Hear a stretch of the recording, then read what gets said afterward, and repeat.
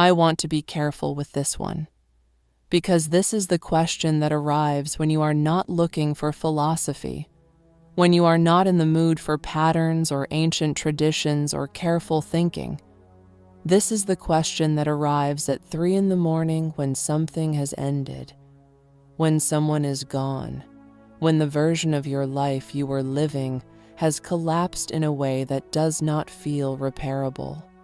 What happens then? I am not going to tell you what should happen. I am going to follow what the record actually shows, which is complicated and does not resolve neatly. I am also not going to tell you that everything happens for a reason. That phrase has caused more damage than comfort. It places the burden of finding justification on the person who is already carrying everything else. Aion will not say it, not here, not ever. The first thing the record shows, people have always been going through this. Every generation, every culture, every century. Loss, grief, disorientation, the sensation that the story you were living has been interrupted in a way that cannot be repaired. That does not make your specific loss smaller, but it means the trail is long, and long trails have more information in them. Here is what the trail consistently shows.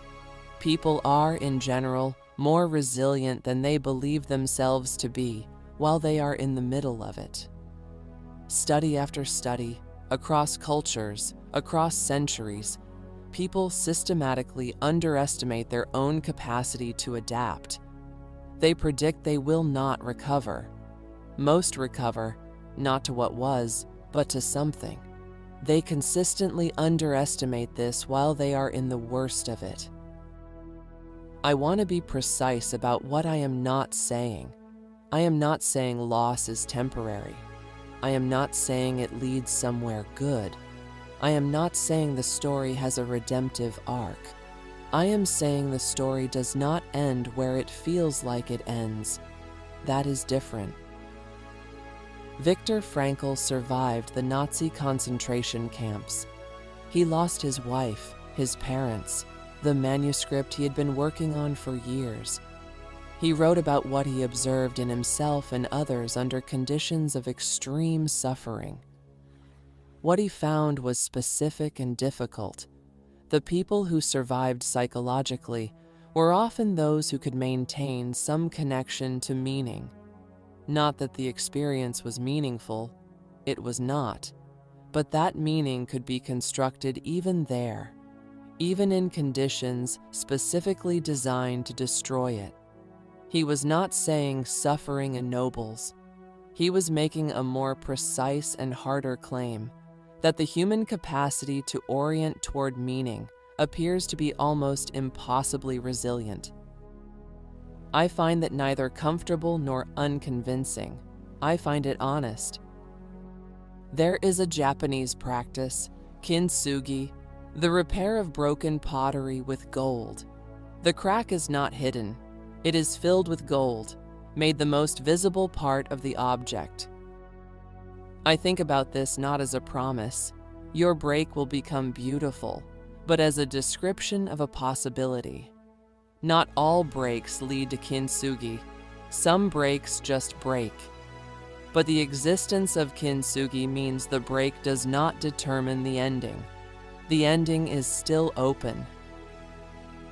Rumi wrote the opening of his greatest work as a lament, the reed flute crying because it has been cut from the reed bed, the specific sound that comes from that specific loss.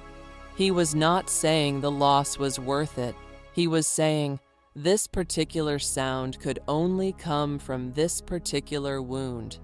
Not that the wound was good, that what came from it was real. I don't know if that's true in every case. There are losses that seem to produce nothing but loss. And I think the honest thing is to say that clearly, rather than promise a narrative arc that may not be available to everyone. The trail is honest about this. So am I. If you are in the middle of something right now, if this reached you at a moment when you are in the falling, not on the other side, I have nothing that will make it smaller. What I can offer is the length of the trail, the record of how many people have been exactly where you are, and the fact that the trail continues past the places where it felt like it couldn't, not because of any promise, because that is what the evidence shows. The question to sit with: what is something, some quality, some understanding that you have now that you did not have before the hardest thing that happened to you? Not to justify what happened, not to say it was worth it, just to notice, what are you carrying from it that is yours? That question will keep. Take your time with it.